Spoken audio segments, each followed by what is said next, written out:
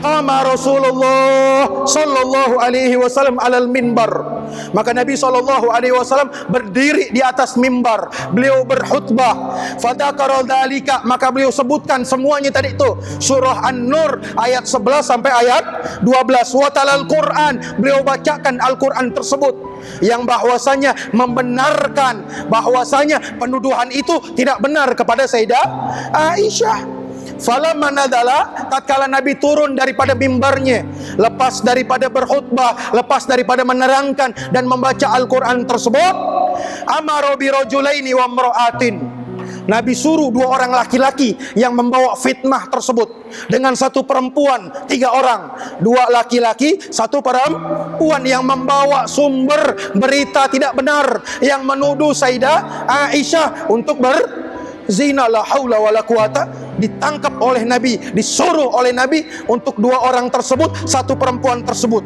Faduribal had, maka Nabi suruh ini orang dijalankan hukumnya, dijalankan cambuknya. Makanya dari situ timbul hukum bahwasanya kalau ada orang menuduh orang lain berzina tanpa adanya saksi, 4 orang saksi yang dia tidak bisa adakan, maka orang tersebut yang menuduh itu dihukum, didera sebanyak 80 kali cambuk. Paham gak nih kira-kira? Jelas? Jelas? Lagi kurang ajar banget bini Nabi, kurang ajar banget kehormatan baginda Nabi kita Muhammad sallallahu alaihi. Paham gak nih kira-kira? Jelas? Jelas. Jadi jangan suka menuduh-nuduh orang lain. Hukum menuduh seperti itu. Kalau apabila seorang menuduh orang lain berzina, hendaknya dia harus mendatangkan 4 orang saksi, dan 4 orang saksi ini diambil sumpah, bukan prasangka, bukan praduga. Kayak-kayaknya di zina, lu lihat kayak-kayaknya. Paham gak kira-kira? Nggak jadi itu semua. Maka yang menuduh itu didera atau dicambuk sebanyak 80 kali cambuk. Paham gak nih kira-kira? Kalau nggak ada hukum, semua orang bisa menuduh orang berzina.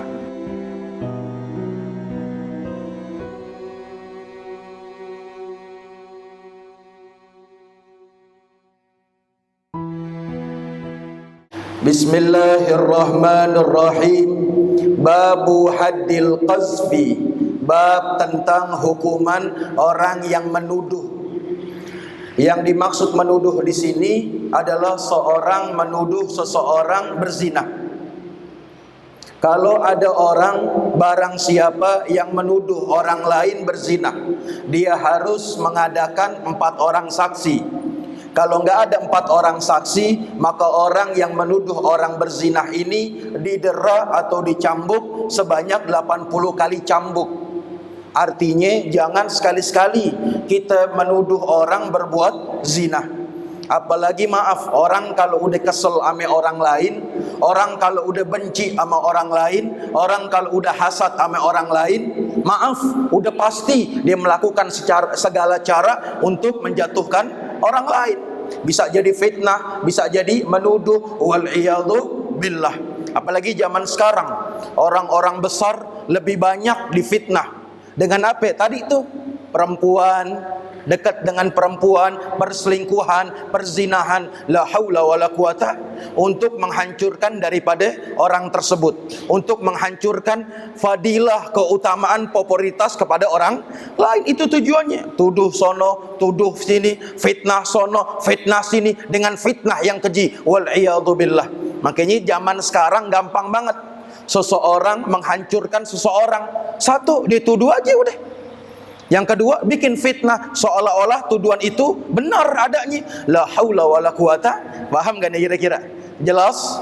Jadi kalau ada seseorang menuduh seseorang berzina, dia harus mendatangkan 4 orang saksi. Dan 4 orang ini betul melihat, bukan prasangka, bukan cuma duga-duga. Kayak-kayaknya sih dia zina, nggak begitu. Harus dia lihat dan diambil sumpah. Kalau emang nyatanya seorang yang menuduh seseorang berzina, kagak mampu mengadakan 4 saksi, mendatangkan 4 saksi, maka orang yang dituduh itu, maka orang yang menuduh itu dipukul, didera sebanyak 80 kali cambuk. Faham gak nih kira-kira? Jelas? Jadi jangan sembarangan. Hukum Allah, hukum Rasulullah sallallahu alaihi, nggak bisa dibikin-bikin, nggak bisa, maaf, dipermainkan. Hukum Allah, hukum baginda Nabi kita Muhammad sallallahu alaihi wasallam. An Aisyah radhiyallahu anha qalat, lamma nazala uzri qama Rasulullah sallallahu alaihi wasallam alal minbar fadzakara dzalika wa talal Qur'an falamma nazala amara bi rajulaini wa imra'atin faduribul hadda akhrajahu Ahmad wal arba'ah wa asaru ilaihi al-Bukhari. An Aisyah radhiyallahu anha, akhir sanadnya Sayyidah Aisyah radhiyallahu anha, semoga Allah redha kepadanya, qalat, dia berkata, lamma nadzala uzri, tatkala turun ayat pembebasanku. Jadi Sayyidah Aisyah pernah difitnah berselingkuh dengan orang lain. Ini yang kita kenal namanya hadisul ifk, hadis palsu. Orang menuduh Sayyidah Aisyah berselingkuh atau berzinah dengan orang lain, namanya hadisul ifk. Jadi ceritanya seperti ini. Waktu Nabi SAW hendak ingin berlayar atau bermusafir atau berperang, itu biasanya Nabi SAW mengundi istri-istrinya. Siapa yang keluar namanya, orang tersebutlah, istri tersebutlah yang menemani perjalanan baginda Nabi kita Muhammad sallallahu alaihi wasallam. Paham gak nih kira-kira? Jadinya adil, enggak ada cemburu sosial. Kalau kita kan kadang-kadang beda. Maka kata Nabi, khairukum li ahli, sebaik-baiknya kamu adalah sebaik-baiknya yang berbuat baik kepada keluarganya. Wa anna khairu li ahli, dan aku sebaik-baiknya orang yang berbuat baik kepada keluargaku. Kalau kita kan kadang-kadang, maaf, ada perbedaan di situ. Kita punya 2 istri, yang tua sama yang muda. Kira-kira perhatian kita lebih condong yang muda apa yang tua? Kira-kira kalau kita punya 2 istri, istri muda sama istri tua, kira-kira kita lebih condong sama yang mana? Tinggal almarhum, Beb. Kita tinggal almarhum. Gimana nih kira-kira lebih condong yang mana nih? Udah pasti istri muda. Betul gak kira-kira? Ya, yang namanya istri tua, maaf, dijual kagak laku. Tuker tambah orang gak ada yang mau, digadein orang kagak mau. Betul gak kira-kira? Habis itu bagaimana, Beb? Simpen di lemari, jadiin jimat. Wal iyadu. Betul gak kira-kira? Kadang-kadang kita seperti itu, kagak adil. Nanti di yaumul qiyamah kita lewat jembatan Shiratul Mustaqim dalam keadaan kaki kita pengkor, badan kita miring lantaran kagak adil. Betul gak kira-kira? Kullu jadid mahbub, setiap yang baru disukai. Ente punya baju bagus, oh udah pasti baju baru yang kita pakai, baju baru mulu. Betul gak kira-kira? Punya motor baru yang kita pakai, motor baru. Punya bini baru, punya bini baru. Beb, aneh sebenarnya, Beb, bukan takut sama bini, Beb. Cuman, Beb, bini aneh lebih berani dari aneh. Sama aja. La haula wala quwata. Beb, aneh, sebenarnya aneh nih, Beb, nggak takut sama bini. Cuman, Beb, bini aneh jauh lebih berani daripada aneh. Galak banget tuh bini. La haula wala quwata. Ada orang kumisnya tebel, pakai gelang bahar, pakai peci merah. Udah gitu ada, maaf, golok kecilnya. Oh, kalau sama orang tolak pinggang kasar banget, bengis banget, zolem banget. Begitu masuk ke rumahnya, kayak roti tawar kena air. Tahu roti tawar kena air? Ngambang. La haula wala quwata. Kayak kucing kena ikan asin, meong aja. La haula wala quwata. Oh, kok di luar galak banget pakai tolak pinggang, asal di rumah disuruh jemur pakaian sama bininya. Jemur pakaian, no singkong parut. Singkong parut, la haula wala quwata. Ada yang begitu, ada gak kira-kira? Oh, nggak boleh ngeliat orang, main gampar aja. Ada gak kira-kira? Tolak pinggang aja. Begitu nyampe rumahnya, Tolak angin. Begitu nyampe rumahnya, hilang galaknya, suaranya kecil banget. La haula wala quwata. Ada gak kira-kira yang begitu? Ada macam-macam. Biasanya kita begitu tuh laki-laki. Asal nyampe rumah aja itu kayak roti tawar kena air. Tahu roti tawar kena air? Ngambang.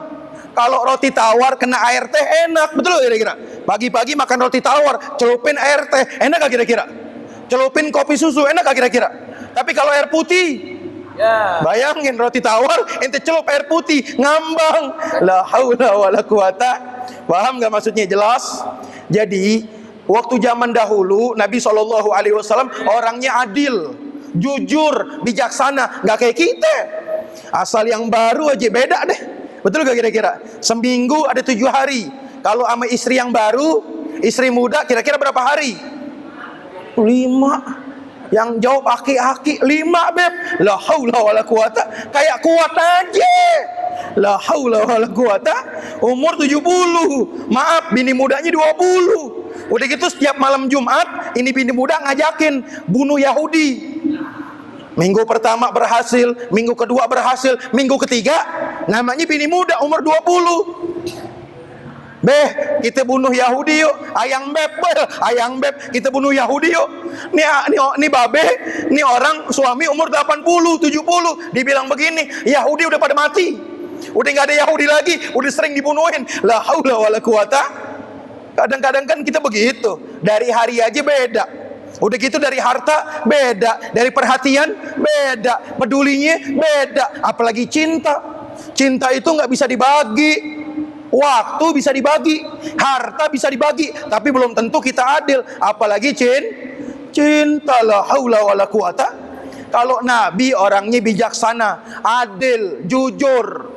Waktu Nabi SAW pengen perang atau berlayar atau bermusafir, Nabi SAW undi istri-istrinya. Mana-mana nama yang keluar itu yang diajak oleh baginda Nabi kita Muhammad. Jadi nggak ada yang cemburu.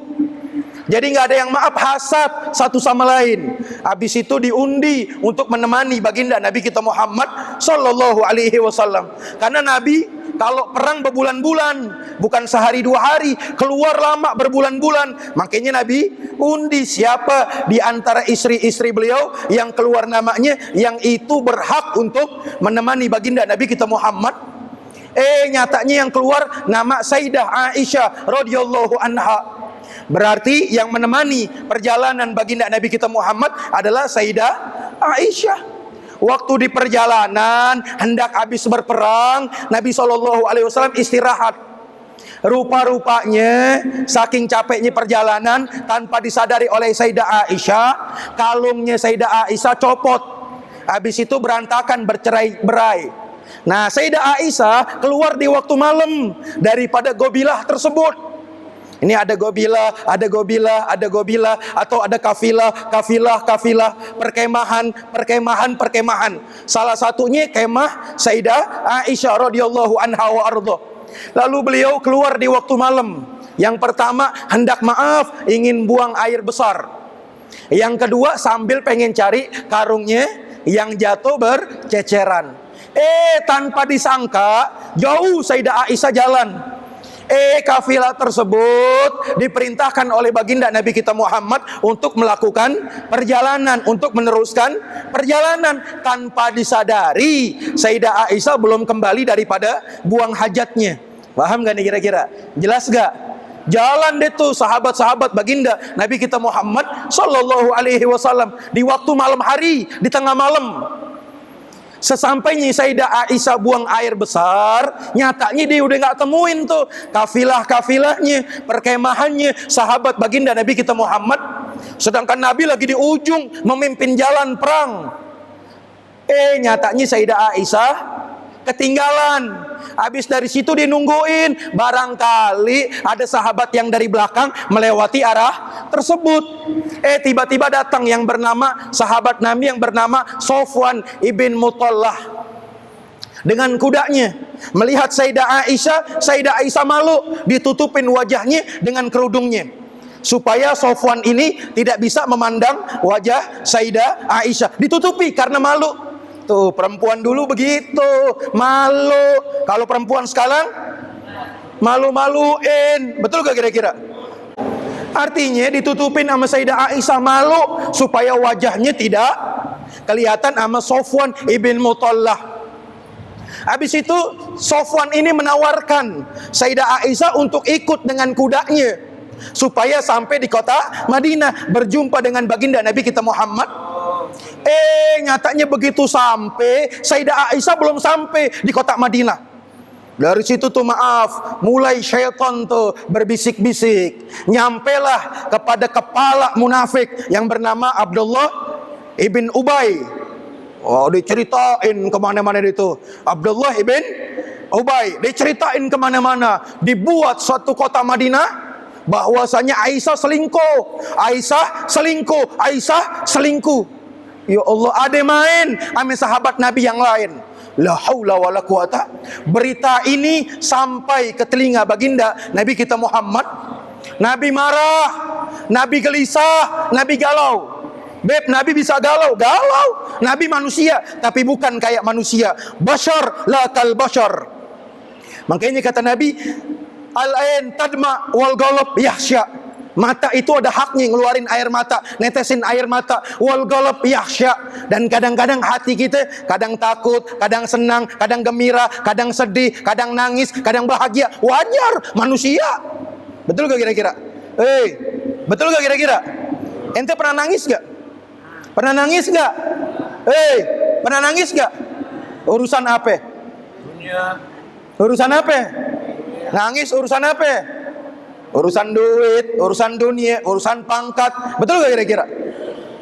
Ada kalanya hamba Allah nangis lantaran perbuatan dosa yang disesalkan. Tubna ilallah, tubna ilallah, tubna ilallah.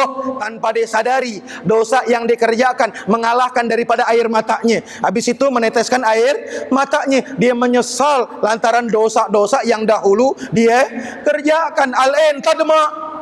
Begitu juga waktu Sayyidina Ibrahim meninggal dunia, Nabi nangis. Pundaknya dicolek sama Sayyidina Umar. Ya Rasul, engkau utusan Allah, kok nangis? Kata Nabi, al-ain tadma wal ghalab yahsya. Mata itu ada haknya ngeluarin air mata. Hati itu ada haknya, itu ada rasa takut, kadang-kadang sedih, kadang-kadang senang, bahagia. Wajar, manusia. Paham gak nih kira-kira? Kita begitu juga. Bini kita meninggal, kita nangis apa kagak? Dapat kabar ibu kita meninggal, kita nangis. Dapat kabar saudara kita meninggal, kita nangis. Dapat kabar guru kita meninggal, kita nangis. Dapat kabar anak kita meninggal, kita nangis. Dapat kabar istri kita meninggal, kita nangis. Cuman nangisnya gak bertahan lama. Betul gak kira-kira? Cuman 3 hari doang, paling lama 7 hari. Habis itu nikah lagi di Sukabumi. Betul gak kira-kira? Makanya salah kalau ada istri meninggal nangis, salah. Jawabannya kawin lagi. Betul gak kira-kira? Kalau bapak meninggal wajar kita nangis. Ibu meninggal kita nangis. Guru meninggal kita nangis. Bini meninggal kawin lagi. Betul gak kira-kira? La haula wala quwata. Apalagi pas masukin kubur jenazah, istri kita masuk di dalam kubur. Nangis banget kita nih. Nih anak liatin bapaknya nangis, ikut sedih juga nih anak nih. Bapak nangis, anak nangis. Habis itu nih bapak ngomong sama anaknya. Namanya juga Betawi, Tong, cuman mak lo doang yang ada di hati gue. Tong, cuman mak lo doang yang gue cintain. Injek tuh Tong, tanahnya biar padat. Biar padat. Kenapa be? Biar mak lo gak keluar lagi. Loh, biar mak lo kagak keluar lagi. La haula wala quwata. Kan biasanya begitu. Jenazah diturunin di liang lahat. Habis itu ditaruhin papan. Habis itu diuruk ame tanah. Habis itu diinjek-injek tuh tanah biar padat banget. Nih anaknya nanya, kenapa be? Biar padat, biar mak lo gak balik lagi Tong. La haula wala quwata. 3 hari nangis, 7 hari nangis. Begitu dapat depannya, minggu depannya ke Sukabumi. La haula wala quwata. Betul gak kira-kira? Laki-laki biasanya seperti ini. Beda dengan perempuan. Kalau suaminya meninggal, seandai kata maaf, itu suami orangnya soleh, dia gak bakal kawin lagi. Kenapa? Supaya nanti di akhirat berjumpa lagi. Kecuali kalau suaminya meninggal, datang habib, datang ustadz, lebih afdol dari laki yang pertama, dia nikah. Paham gak nih kira-kira? Paham gak nih kira-kira nih? Tapi kalau nyatanya maaf, dia nikah sama suaminya maaf, yang kurang daripada yang pertama, buat apa? Hartanya kurang, agamanya kurang, ikhlasnya kurang, mahabbahnya kurang, buat apa? Mendingan dia jadi janda, nanti ketemu lagi yaumal qiyamah. Paham maksudnya? Jelas kan nih? Jelas? Apa? La haula wala quwata. Habis itu tersiar deh tuh, disebarin oleh kepala munafik Abdullah ibn Ubay bahwasanya Sayyidah Aisyah berselingkuh, ada main sama sahabat yang lain, sampai ke telinga baginda Nabi kita Muhammad. Sedih Nabi, tumben yang biasanya Nabi orangnya luar biasa, bijaksana, negor, sayang, belas kasih, nyata-nyatanya agak cuek kepada Sayyidah Aisyah. Yang tadinya senyum, sekarang Nabi mulai agak maaf, cembetut bahasanya. Karena mendengar kabar tersebut. Nggak lama dari itu Sayyidah Aisyah sakit agak lama, izin kepada baginda Nabi untuk pulang ke rumah orang tuanya. Akhirnya diizinin nama Nabi, seolah-olah Nabi tidak pedulikan Sayyidah Aisyah. Itu menurut Sayyidah Aisyah. Pulanglah ke rumah orang tuanya kepada Sayyidina Abu Bakar As-Siddiq. Baru dia mendengar kabar bahwasanya udah nyantor seantero Madinah bahwasanya Sayyidah Aisyah bermain atau berselingkuh dengan sahabat lain. Paham gak nih kira-kira? Jelas gak? Mulai galau, mulai gelisah Sayyidah Aisyah. Padahal dirinya tidak ada main sedikit pun sama laki-laki lain. Siapa orang yang lebih mulia dari baginda Nabi Muhammad? Nggak ada. Siapa orang yang paling takwa dari baginda Nabi Muhammad? Nggak ada. Siapa orang yang paling bijaksana dari baginda Nabi Muhammad? Nggak ada. Siapa orang yang paling adil lebih dari baginda Nabi Muhammad? Tidak ada. Sayyidah Aisyah berdoa kepada Allah supaya Allah turunkan kebenaran. Sayyidah Aisyah yakin Tuhannya Allah nggak bakal diam aja melihat kekasihnya sedih, melihat kekasihnya galau, yakni baginda Nabi kita Muhammad sallallahu alaihi wasallam. Paham gak nih kira-kira? Sampai akhirnya Allah turunkan surah An-Nur ayat 11 sampai 29 yang isinya tadi tuh hadisu efek yang membenarkan bahwasanya Sayyidah Aisyah tidak pernah dicolek oleh laki-laki lain. Gak kayak bini kita. Betul gak kira-kira? La haula wala quwata. Kadang-kadang maaf keluar rumah pakai pakaiannya ketat banget. Kadang-kadang terbuka, kadang-kadang minyak wanginya nyanter banget. Betul gak kira-kira? Maaf ada tamu datang, kita lagi keluar, disuruh masuk tuh tamu. Udah gitu pakai ditanya lagi, mau minum teh apa kopi, nasi goreng apa pisang goreng. Ustaz Tantoy bilang jawabannya, Ustaz Tantoy ini susu. La haula wala quwata. Artinya maaf, nggak ada tuh orang dulu begitu, asal suaminya keluar, orang laki-laki lain masuk, nggak ada. Jangankan orang lain, kadang-kadang adik suaminya nggak dibukain pintu, kecuali yang perempuan. Paham gak nih kira-kira? Nih kagak, abangnya suami kita pergi, adiknya datang mau ditawarin lagi. La haula wala quwata. Nggak ada orang dulu begitu, nggak ada. Nggak kayak zaman sekarang. Makanya maaf, terjadi tuh daripada benih-benih perselingkuhan tersebut lantaran setan main di situ, digoda hawa nafsunya. Lalu Sayyidah Aisyah yakin dengan kebenaran Allah, dengan kebenaran Tuhan Allah, bahwasanya tidak bakal sekali-sekali Allah menyia-nyiakan hambanya, kekasihnya Sayyidina Muhammad sallallahu alaihi. Turun tuh surah An-Nur ayat 11 sampai 29 yang membenarkan bahwasanya Sayyidah Aisyah tidak berselingkuh, tidak pernah ada satu laki-laki yang menyolek Sayyidah Aisyah. Dijaga oleh Allah Subhanahu wa taala. Paham gak nih kira-kira? Jelas? Paham? Makanya kata Sayyidah Aisyah, lamma nadzala uzri, tatkala turun ayat surah An-Nur ayat 11 sampai 29, uzri tentang kebebasanku, artinya tentang penuduhan kepada Sayyidah Aisyah. qama Rasulullah sallallahu alaihi wasallam alal minbar. Maka Nabi sallallahu alaihi wasallam berdiri di atas mimbar. Beliau berkhutbah. Fadzakara dzalika, maka beliau sebutkan semuanya tadi itu. Surah An-Nur ayat 11 sampai ayat 12. Wa talal Quran, beliau bacakan Al-Quran tersebut yang bahwasanya membenarkan bahwasanya penuduhan itu tidak benar kepada Sayyidah Aisyah. Falamma nadala, tatkala Nabi turun daripada mimbarnya, lepas daripada berkhutbah, lepas daripada menerangkan dan membaca Al-Quran tersebut, amara bi rajulaini wa imra'atin, Nabi suruh 2 orang laki-laki yang membawa fitnah tersebut dengan 1 perempuan, 3 orang, 2 laki-laki, 1 perempuan yang membawa sumber berita tidak benar yang menuduh Sayyidah Aisyah untuk berzina. La haula wala quwata. Ditangkap oleh Nabi, disuruh oleh Nabi untuk 2 orang tersebut, 1 perempuan tersebut. Faduribal had, maka Nabi suruh ini orang dijalankan hukumnya, dijalankan cambuknya. Makanya dari situ timbul hukum bahwasanya kalau ada orang menuduh orang lain berzina tanpa adanya saksi, 4 orang saksi yang dia tidak bisa adakan, maka orang tersebut yang menuduh itu dihukum, didera sebanyak 80 kali cambuk. Faham gak nih kira-kira? Jelas? Jelas? Lagi kurang ajar banget bini Nabi, kurang ajar banget kehormatan baginda Nabi kita Muhammad sallallahu alaihi. Sama kayak zaman sekarang nih. Kalau dulu fitnahnya istri Nabi, kalau sekarang fitnahnya darah daging keturunan ahlul bait baginda Nabi kita Muhammad sallallahu alaihi wasallam. Paham gak nih kira-kira? Jelas? Jelas. Jadi jangan suka menuduh-nuduh orang lain. Hukum menuduh seperti itu. Kalau apabila seorang menuduh orang lain berzina, hendaknya dia harus mendatangkan 4 orang saksi. Dan 4 orang saksi ini diambil sumpah, bukan prasangka, bukan praduga. Kayak-kayaknya di zina. Lu lihat kayak-kayaknya. Paham gak kira-kira? Nggak jadi itu semua. Maka yang menuduh itu didera atau dicambuk sebanyak 80 kali cambuk. Paham gak nih kira-kira? Kalau nggak ada hukum, semua orang bisa menuduh orang berzina. Betul gak kira-kira?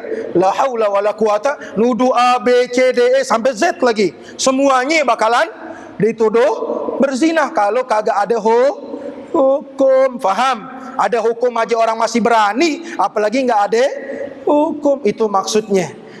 Jelas? Dari sini kita bisa ambil kesimpulan banyak banget yang kita bisa ambil hikmah dari hadis baginda Nabi kita Muhammad sallallahu alaihi wasallam, supaya apa? Kita bisa berbenah diri. Makanya sebagai penutup, sebagaimana engkau bersihkan wajah-wajah kalian supaya enak dipandang oleh orang lain, maka bersihkan juga hati kita supaya enak nanti dipandang oleh Allah Subhanahu wa ta'ala. Jangan muka aja kita bersihin, hati juga harus bersih supaya apa? Enak dipandang oleh Allah, enak dipandang oleh baginda Nabi kita Muhammad sallallahu alaihi wasallam. Wallahu a'lam bissawab. Mudah-mudahan sedikit jadi ilmu yang nafi. Allah kasih kita pemahaman yang benar. Kalau kita mati, Allah matikan kita dalam keadaan husnul khatimah. Al-Fatihah ala hadhihi niyyah wa ala kulli niyyah salihah jami'ah wa nafi'ah wa ila hadratin Nabi Mustafa Muhammadin sallallahu alaihi wasallam bisirril Fatihah.